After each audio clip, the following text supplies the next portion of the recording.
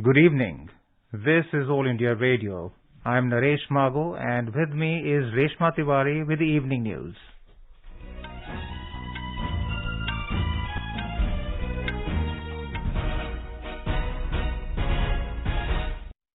The headlines. Prime Minister Narendra Modi and his Nepalese counterpart Sher Bahadur Deobar review progress in partnership, jointly launch RuPay card in Nepal and flag off cross-border passenger train services. India and Australia ink economic cooperation and trade agreement to boost bilateral ties. President Ramnath Kovind and his Turkmenistan counterpart agree to expand bilateral trade and energy cooperation to strengthen ties. Defence Minister Rajnath Singh says safety and security of the country is top priority of the government. Traditional New Year being celebrated in different parts of the country. Chaitra Navratri festival also begins today. Pakistan Prime Minister Imran Khan to face no trust motion in National Assembly tomorrow. All India Radio News is launching a new weekly interactive program Abhyas from today for preparation for competitive examinations. And in IPL cricket, Rajasthan Royals beat Mumbai Indians by 23 runs in Mumbai. Match between Delhi Capitals and Gujarat Titans underway in Pune.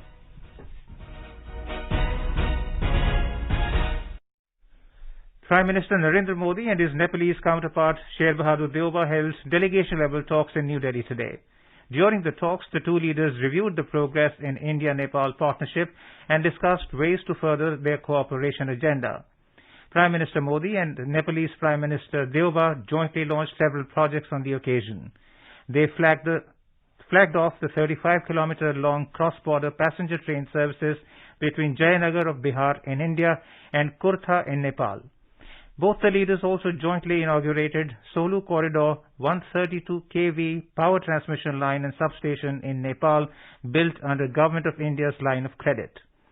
The two Prime Ministers launched RuPay card in Nepal. Following the talks, 4 MOUs were signed in the presence of both the Prime Ministers.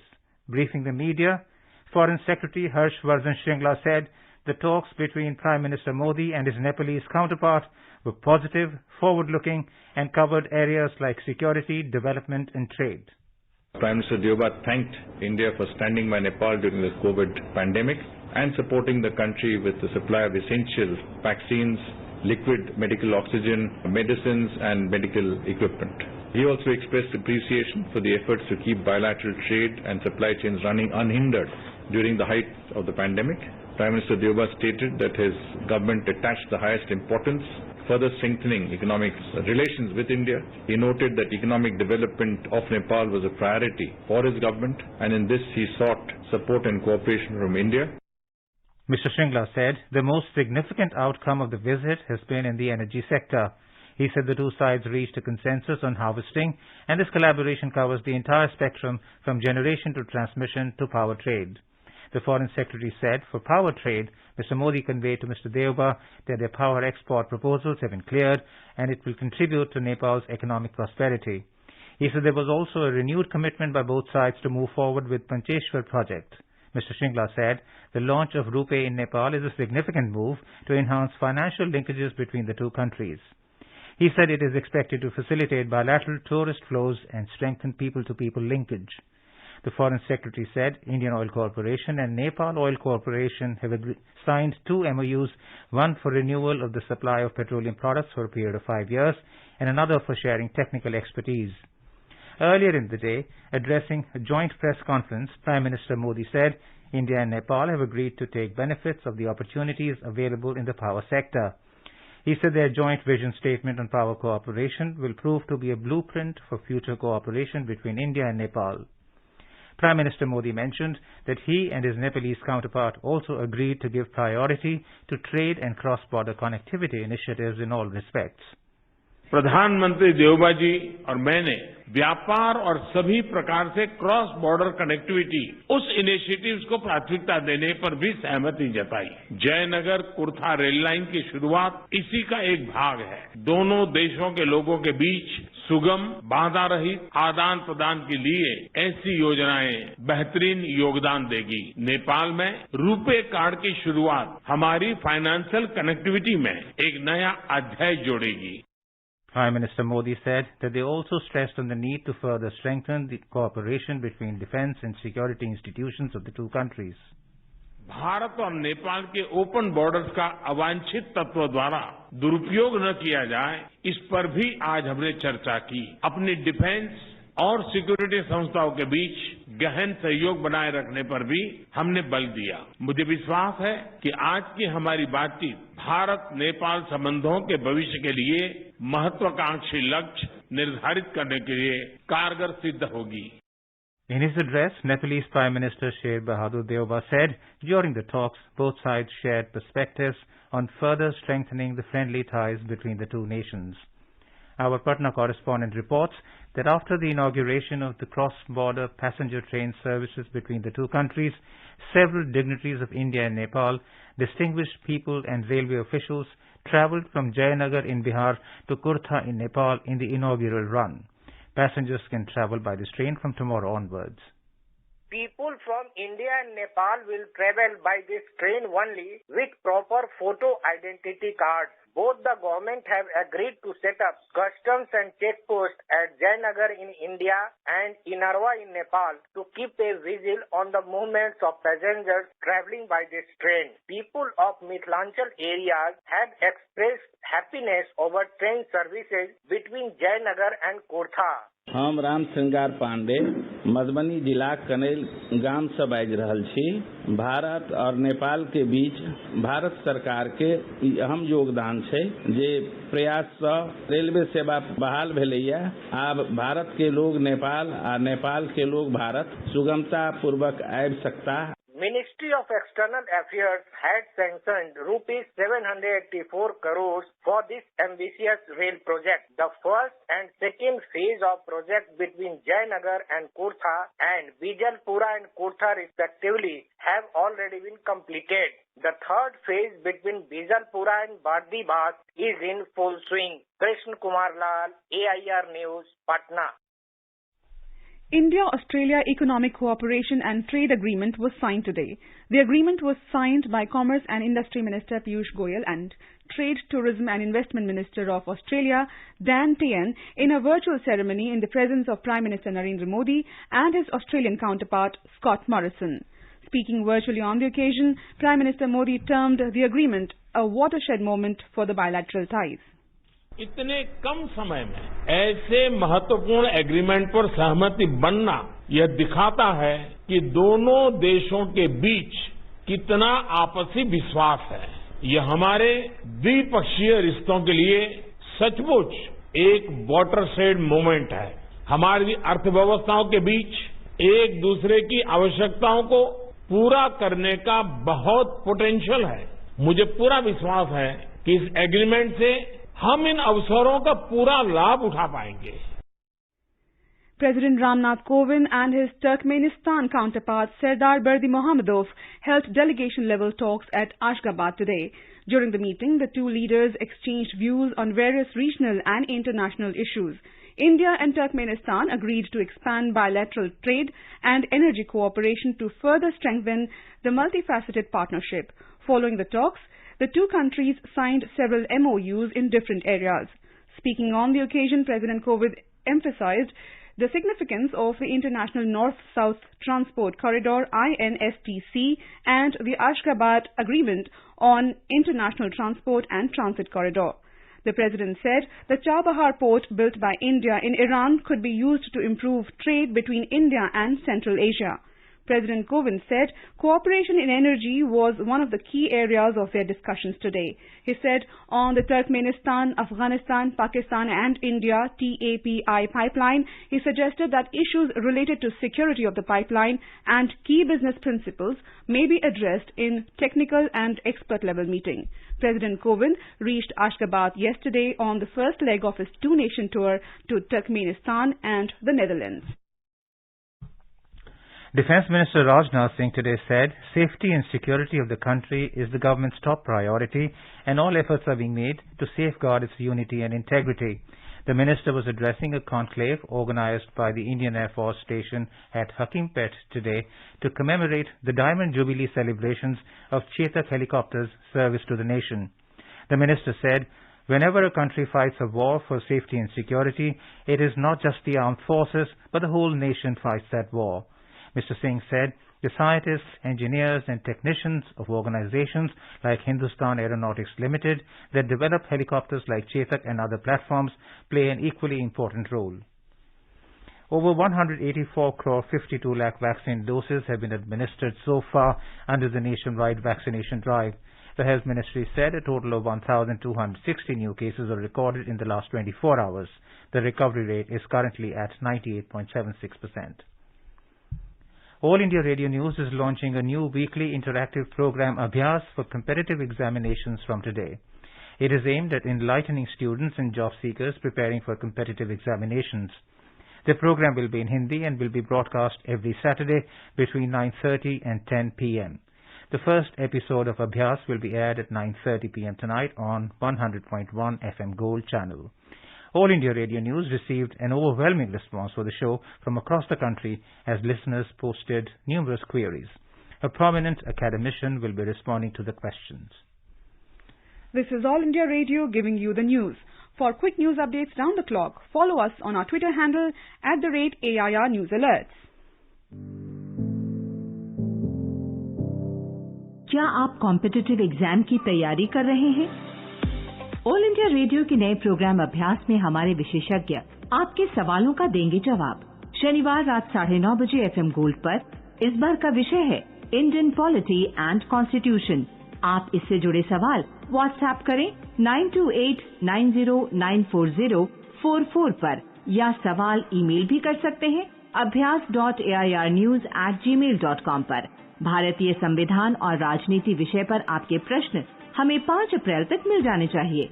आपका अभ्यास हमारा प्रयास। FSSAI has launched Food Safety Connect app for food business operators and consumers. Download this app from Google Play Store and easily apply for FSSAI registration. Consumers can use this app to register food-related complaints. Here is a review of this week's Parliament proceedings. Parliament this week gave its seal of approval to Finance Bill 2022, with the Rajya Sabha returning it to the Lok Sabha. Parliament also passed the Constitution, Scheduled Caste and Scheduled Tribes Order Amendment Bill 2022. On Monday, the Lok Sabha passed the Constitution, Scheduled Tribes Order Amendment Bill 2022. The bill seeks to amend the Constitution, Scheduled Tribes Order 1950 for inclusion of certain community in the list of scheduled tribes in relation to the state of Tripura. In his reply, Tribal Affairs Minister Arjun Munda asserted that the welfare of the tribal community has been a priority for Prime Minister Narendra Modi. He also said the government will bring more such amendments relating to other states.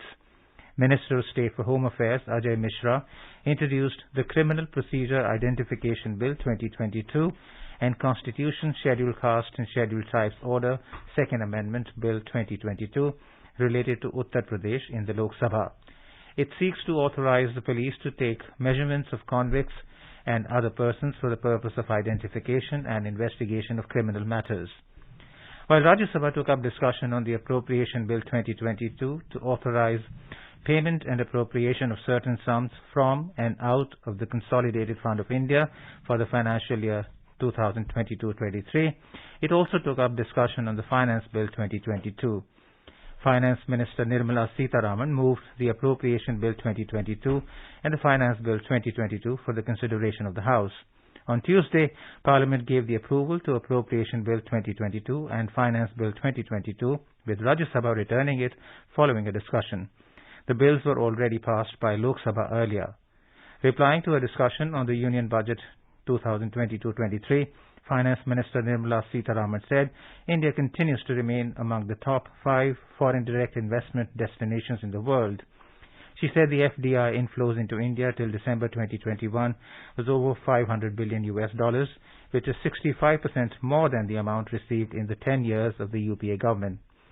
She said this is because investors have trusted the economic management of the Modi government. On Wednesday, the Rajya Sabha passed the Constitution, Scheduled Caste and Scheduled Tribes Order Amendment Bill 2022 by a voice vote.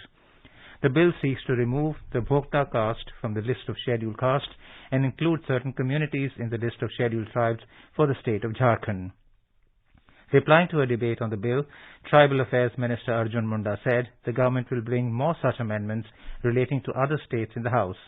He said amendments have been made for states of Arunachal Pradesh and Karnataka, and it is being done now in the case of Uttar Pradesh, Tripura and Jharkhand. On Wednesday, the Lok Sabha passed the Chartered Accountants, Cost and Works Accountants and Company Secretaries Amendment Bill. It aims at revamping the functioning of the three accountancy institutes. The Lok Sabha also passed the Delhi Municipal Corporation Amendment Bill 2022. The bill seeks to further amend the Delhi Municipal Corporation Act of 1957 and proposes to unify the three existing municipal corporations of Delhi into one Municipal Corporation of Delhi.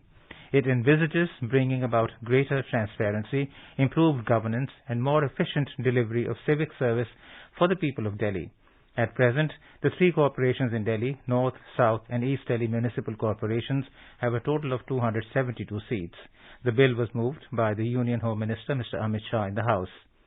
Replying to a discussion on the bill, Union Home Minister Amit Shah countered the opposition allegations, saying that this bill has been brought by following all the constitutional norms.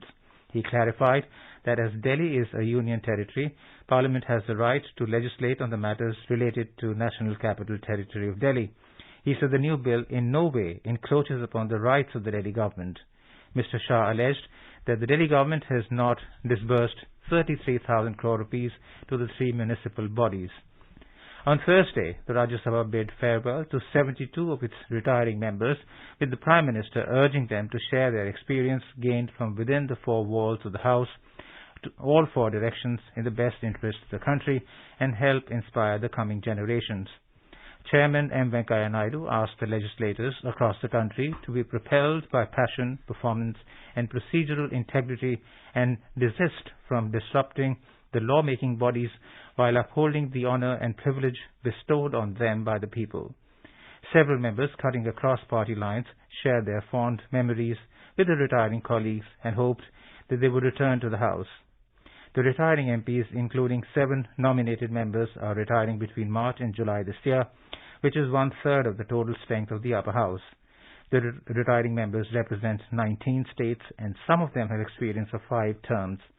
Among those who are retiring include A.K. Anthony, Ambika Soni, P. Chidambaram, Anand Sharma, Jairam Ramesh, Suresh Prabhu, Praful Patel, Subramaniam Swamy, Prasanna Acharya, Sanjay Raut, Naresh Gujral, Satish Chandra Mishra, M.C. Maricom, Swapan Das Gupta, and Narendra Jadhav. In his remarks, Prime Minister Narendra Modi emphasized that experience is more power than knowledge, and the MPs should take it forward in the service of the nation. Modi said we may be moving out of these 4 walls of this House, but we should take this experience from here to all the 4 directions in the best interest of the country. He said 4 ministers, Nirmala Sitharaman, Piyush Goyal, Mukhtar Abbas Naqvi, and Ramchandra Prasad, are completing their tenures during this period. Extending his best wishes to those retiring, he told them to come again to the House. In his remarks, Rajya Sabha Chairman M. Venkaiah Naidu called upon the members to ensure that the expectations and aspirations of the people are incorporated in designing laws and policies. Naidu also voiced concern over the House having lost over 35% of the functional time due to disruptions since 2017. Rajya Sabha Deputy Chairman Harivansh expressed confidence that the retiring members, through their public engagement, would continue to work to increase the confidence of citizens and students in politics and parliamentary democracy. Leader of the House Piyush Goyal, who is also retiring, said that all those members who are retiring have made their valuable contributions during their tenure in enhancing the image of Parliament through their experiences and debates. Leader of Opposition and Senior Congress Leader Mallikarjun Kharge said that after listening to the Prime Minister and other members, he realized how important the Rajya Sabha is. In the Lok Sabha, Congress President Sonia Gandhi expressed her concern over the budgetary cut for MG-Narega, saying that several states have negative balance in their accounts to the tune of 5,000 rupees, which has led to delays in payments to workers. Raising the issue during the zero hour in the Lok Sabha on Thursday, she urged the government to make adequate allocations to MG-Narega. Responding to this, Rural Development Minister Giriraj Singh and Information Broadcasting Minister Anurag Thakur accusing her of politicizing the issue and claimed that her remarks were far from truth. He said the budgetary allocation for MG-Narega was 33,000 crore rupees in 2013-14, whereas under Prime Minister Narendra Modi it has reached 1.12 lakh crore rupees. The minister alleged that MG-Narega scheme saw massive corruption under the UPA government, which was weeded out by the Modi government. He said under Prime Minister Modi, geotagging of assets created under the MG-Narega was introduced and payments were directly made to the workers in their Jan Dhan accounts. However, Congress members were up on their feet protesting against the remarks made by the minister. Environment and Climate Change Minister Bhupendra Yadav said in the Lok Sabha that India has emerged as a developing nation's voice that can neither be suppressed nor ignored. Replying to the discussion on climate change, the minister said, when it comes to environment, India has always been a solution provider in the world. He said India, under Prime Minister Modi's leadership, was among the few countries in the world that not only set nationally determined contributions in 2015, but achieved them before time, setting an example for others. On Thursday, Earth Science Minister Jitendra Singh introduced in the Lok Sabha the Indian Antarctic Bill. It seeks to enforce Indian laws if any unlawful activity happens in the territory occupied by the Indian research stations. He said the Antarctic Treaty makes it mandatory for all 54 countries who are the signatories to apply their respective laws in area occupied by the country. Being Friday, the Rajya Sabha took up the discussion on a private member's bill, the Population Regulation Bill 2019, that seeks to regulate population by promoting the two-child per couple policy. Some of the opposition members who participated in the discussion said that the states which have successfully implemented the family planning must not be made to lose out the central allocations. They alleged that states such as Kerala, Tamil Nadu, Karnataka, Andhra Pradesh, Maharashtra and Punjab, which have successfully controlled the population, are losing out the central assistance.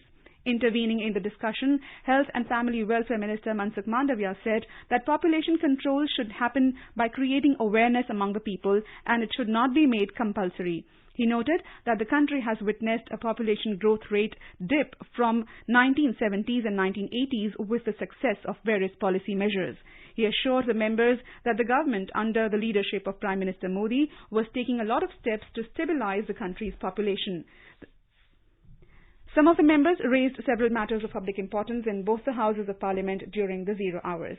That's all in Weekly Parliament Review. This is All India Radio giving you the news. अपने business को बढ़ाने के लिए लीजिए आकाशवाणी का सहयोग और दीजिए उसे बुलंदियों के पंख। आपका बिजनेस लोकल है या राष्ट्रीय, आकाशवाणी देती है उपभोक्ताओं तक पहुंचने का हर विकल्प। और अब तो आप घर, दफ्तर या दुकान पर बैठे बैठे कर सकते हैं आकाशवाणी के किसी भी केंद्र के लिए विज्ञापनों की बुकिंग। आकाशवाणी के विभिन्न चैनलों पर विज्ञापन देना सुलभ और सस्ता। बुकिंग है तो संपर्क करें 8700014242 पर। 8700014242। Pakistan Prime Minister Imran Khan will face a no-trust motion in the National Assembly of the country tomorrow. A petition was moved by the ruling Pakistan Tehreek-e-Insaf PTI in the Supreme Court today, seeking the suspension of the Assembly proceedings. The petition, as reported by a leading daily of the country, said that the members of the Parliament were acting on the instigation of foreign hostile countries acting against the polity and integrity of Pakistan, and had conspired, conceived and hatched a move in the form of a no-confidence motion before the National Assembly of Pakistan to oust a lawfully elected federal government. Mr. Khan, who has been alleging foreign conspiracy behind the opposition's move, yesterday said he will prefer an early election as he will not resign. In the 342-member National Assembly, the Imran Khan government requires at least 172 members to sail through the no-confidence vote. However, several dissident members of National Assembly of the ruling PTI came out in open against Imran Khan, while the government allies are reported to have sided with the opposition. Thus, it is yet to be seen if the Pakistan Prime Minister will succeed in defeating the no-trust motion. The traditional New Year festival is being celebrated across the country today with different names and customs. The day marks the beginning of the Hindu New Year. Known as Vikram Samvat or Na Samvatsar, it was introduced by Emperor Vikramaditya. It is called Ugadi in Telugu and Kannada and Gudi Padwa in Marathi. It is also known as Chaitra Sukladi, Cheti Chand, Navre and Sajibu Cheroba in other parts of the country. Falling on the first day of the month of Chaitra, which is the first month in the traditional Hindu calendar, the day also marks the beginning of the 9-day-long festival Chaitra Navratri. The occasion signals the onset of the warmer days and spring season.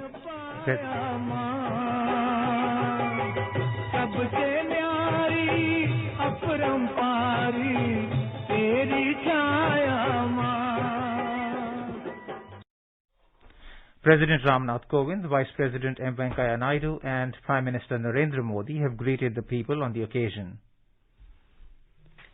The holy month of Ramadan will begin tomorrow as the moon was sighted today evening in many parts of the country. The Central Moon Sighting Committees announced this evening.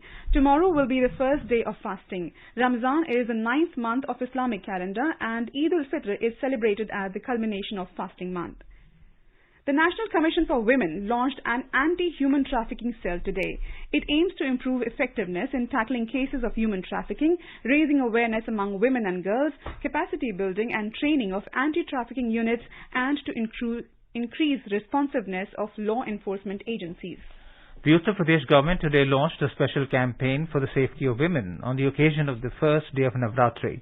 Talking to AIR News, Additional Chief Secretary Home Avnish Kumar Avasthi said the anti-Romeo squad of police force was deployed today at colleges, temples and markets in all 75 districts of the state to ensure safety of women and girls. माननीय मुख्यमंत्री जी ने गृह विभाग जो पहला विभाग था उसकी समीक्षा की और उन्होंने सर्वप्रथम जो प्राथमिकता रखी कानून व्यवस्था के सुधार के साथ साथ वो है महिला सुरक्षा की, महिला सशक्तिकरण की, मिशन शक्ति। उन्होंने आदेश ये दिया कि हम तत्काल इसके पहले दिन से ही जो हमारी महिला सुरक्षा बल है, जो महिला सुरक्षा के लिए एंटी रोमियो स्क्वाड्स बनी है, उनको तुरंत रीएक्टिवेट करें और जहां जहां स्कूल हैं, कॉलेज हैं, जहां पर भी भीड़ वाले स्थान हैं, वहां पर इन स्क्वाड्स को भेजकर कोई भी महिलाओं के साथ कोई छेड़खानी, कोई गलत कार्य न हो, ये सुनिश्चित करने का निर्देश दिया है।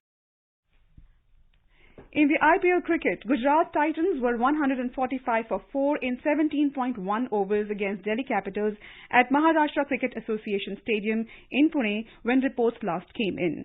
Delhi Capitals captain Rishabh Pant won the toss and opted to bowl first. Earlier in the day, Rajasthan Royals defeated Mumbai Indians by 23 runs at D.Y. Patil Stadium in Mumbai. Put into bat, Rajasthan Royals posted 193 for 8 in stipulated 20 overs. In reply, Mumbai Indians were restricted to 170 for 8 in stipulated 20 overs. Now it's time for us to take a look at the weather forecast for tomorrow. The national capital Delhi will have a clear sky. The temperature will vary between 18 and 39 degrees Celsius. Mumbai will have a mainly clear sky. Kolkata and Chennai are likely to have a partly cloudy sky. Srinagar will have a partly cloudy sky with 1 or 2 spells of rain or thunder showers. Jammu will have a mainly clear sky.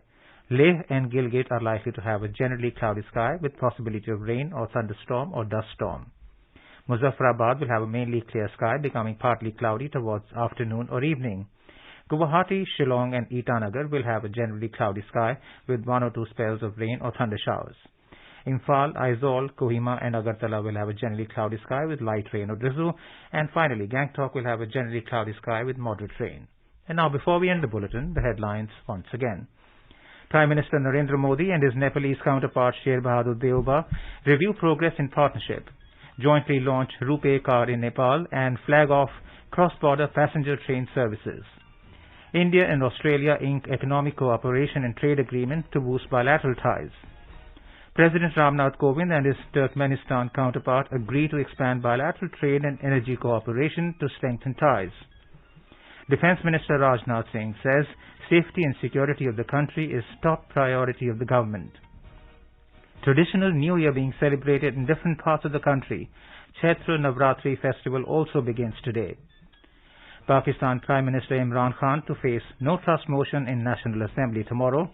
All India Radio News is launching a new weekly interactive program Abhyas from today for preparation for competitive examinations. And in IPL cricket, Rajasthan Royals beat Mumbai Indians by 23 runs in Mumbai, match between Delhi Capitals and Gujarat Titans underway in Pune. And with that, we end the evening news. Good night.